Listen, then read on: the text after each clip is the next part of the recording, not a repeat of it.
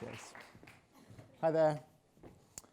So yeah, data, sort of asset or liability, that is the question of today, and hopefully I will try and answer it as best as I can. So I see most of us here have kind of had that conversation about data, about your personal data. Usually kind of ends up in a sort of a negative stance where you're sort of saying, oh yeah, that is quite scary, isn't it?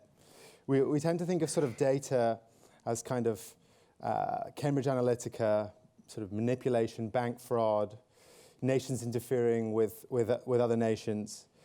But I mean, to us, we don't really think that should be the case.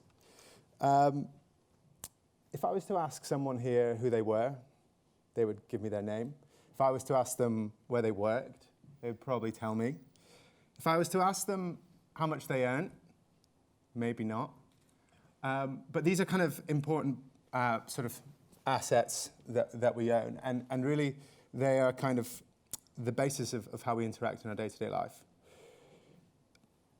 And that's why 4 years ago I founded Bud, really. So we provide an API toolkit that helps banks to get to know customers. And that really focuses around the analysis of transactional data sets. So throughout history, access to data and the capacity to process it has been linked with power. Now, while we talk about power, it's interesting to bring up a letter that was sent to my mum in 1983 from Midland Bank. Don't know if people know what Midland Bank is or who they are, but they're now First Direct, which, funny enough, is one of our key customers. And I don't know if anyone can read this here, but part of it says, recently I met with your mother at the market in Cattig, which is a small little town in East Riding. And I was sorry to hear that you're moving away and that's the reason why you have to close down your account with us. And my dad kept this letter because it was kind of that real personal touch that you don't get, or you didn't get, and you still don't get in modern banking. And that's the thing that we're really obsessed with, and that's the thing that we believe if we can bring that context back to data and understand who customers actually are on a person-by-person basis, we can actually help our bank customers change the experiences they create. So when we look at sort of progress, both politically and technologically, that has always really been about control of data.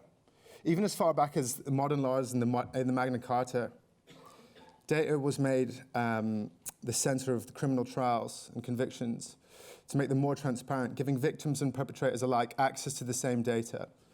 It gave people agency over what was done to them. 400 years later, Parliament needed a way of stopping officers in its new modern army from killing each other in duels. So they passed the slander laws. Again, this was about data. You now had control over what people could say about you. 400 years on from that, we're now wrestling with the next major step. How do we get control over what people know about you?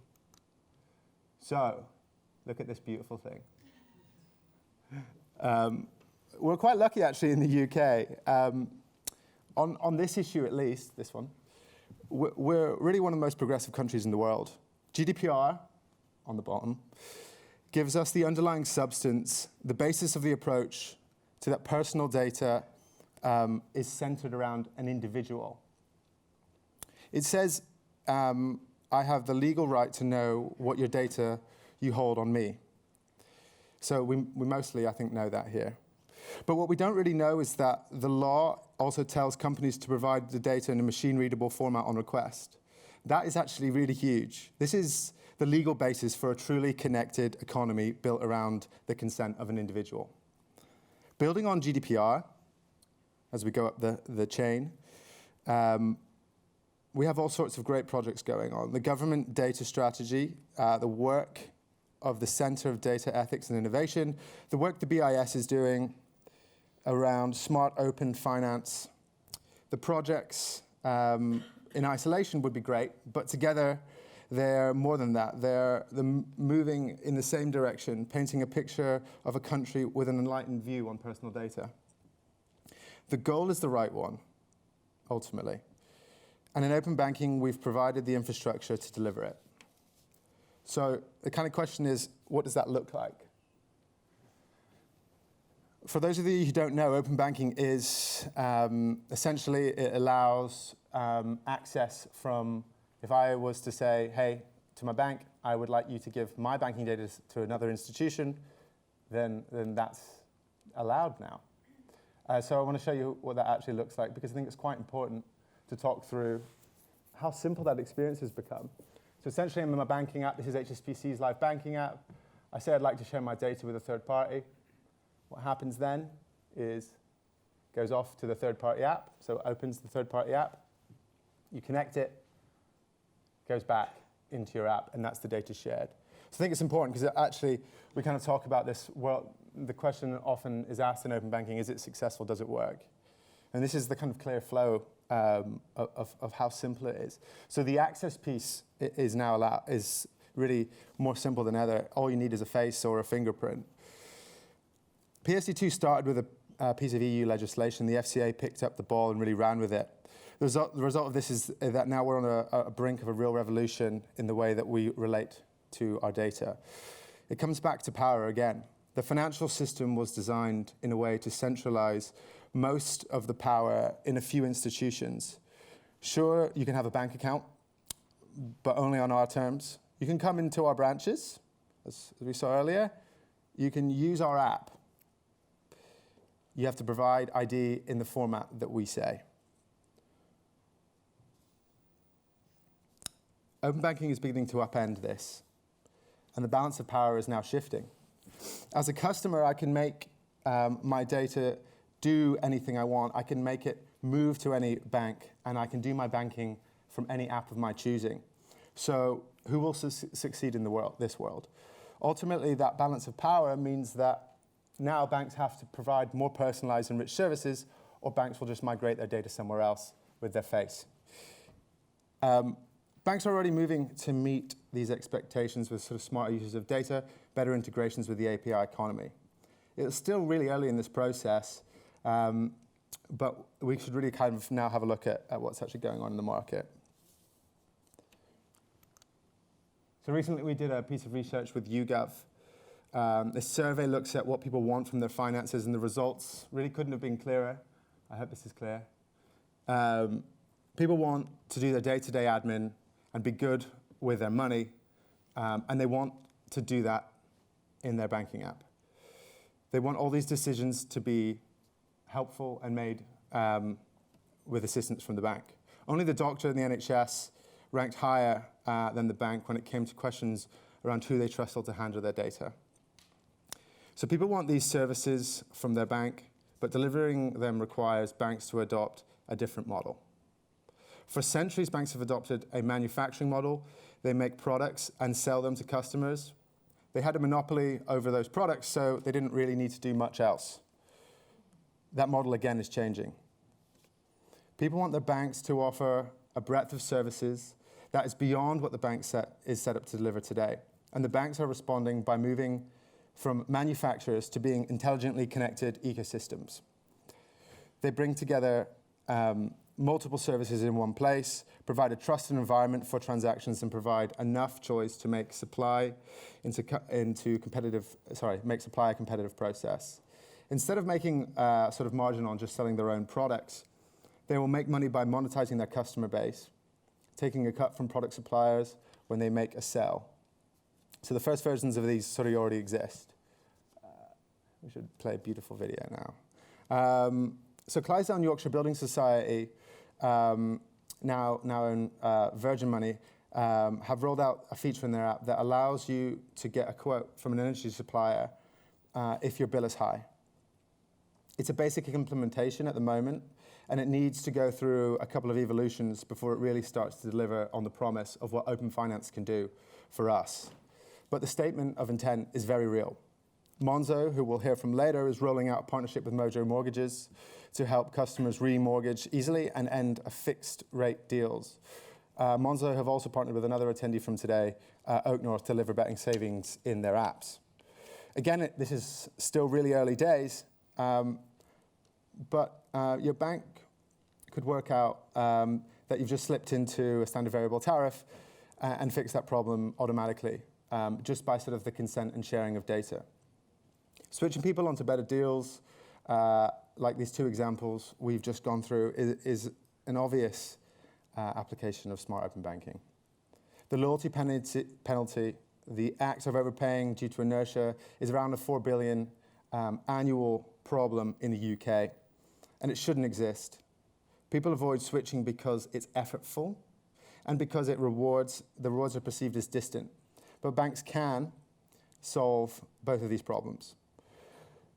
If I can tell my bank to send my name, my address, my transactions to an energy provider in a machine-readable format, then it's obvious that the next step is to tell my bank to send that information other places that can offer me value.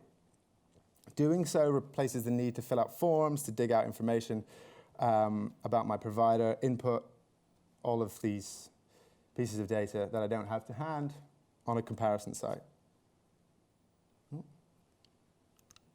What's happened here? Okay, that's fine. Sorry.